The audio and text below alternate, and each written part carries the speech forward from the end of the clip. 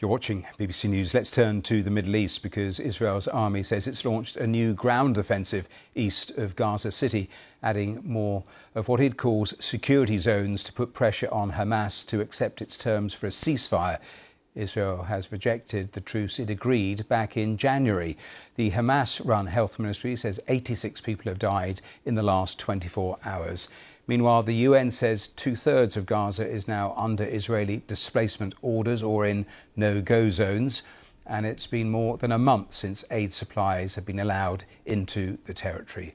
Let's speak to Clémence Lagouda, Oxfam's humanitarian coordinator there in Gaza, and we're very grateful for your time.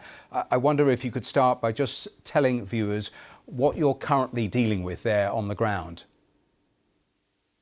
Yeah, thank you for having me. Right now we are dealing on a worsening situation. It's deteriorating day by day, and it's becoming increasingly difficult to address the multiple needs of the population in Gaza because of the blockade. As you mentioned, it's been more than a month that nothing has entered the Gaza Strip. Because of the sheer amount of forced displacement order. We are currently speaking about more than 280,000 people that had to leave their house under fire with very little. When was the last time Oxfam was actually able to get any sort of delivery in? It was before the beginning of March. We had some water equipment that was supposed to enter on the day where Israel imposed the full blockade. So since then, we have been working with remaining stocks. We have been focusing on delivering services, but there is a need of more, and we're not going to be able to continue that for much more longer if the situation doesn't improve. What is most urgently needed? Is it food?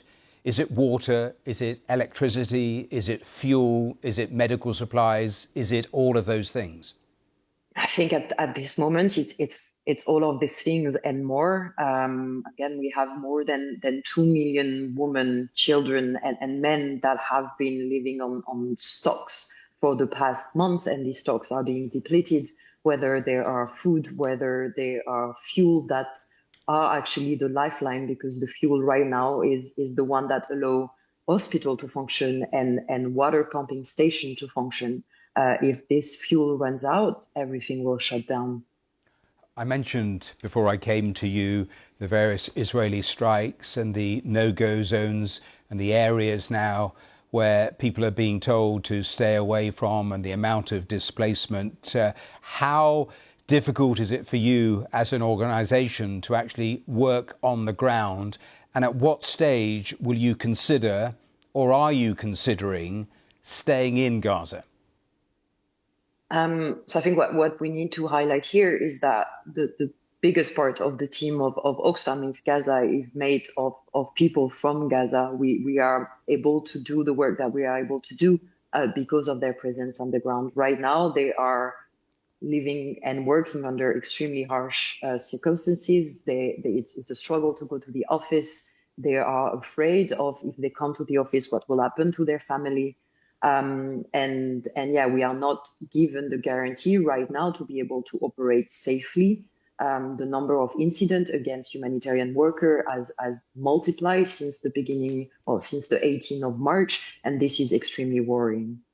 Just a final question, and any of the agencies always want to steer clear of the politics. So I'm not trying to draw you into that, but in terms of what is your view on what the international community is doing, given we've seen no aid getting in now for a month or so, what should the international community be doing in your view, do you think? They need to speak up. They need to remind and uphold international humanitarian law. They need to demand accountability. They need to speak out, because the people in Gaza are being left alone, and we are on the verge of a humanitarian disaster that is purely man-made, and that could be avoided. Clémence, we will leave it there, but thank you for taking time, breaking away from that work to talk to us here on BBC News.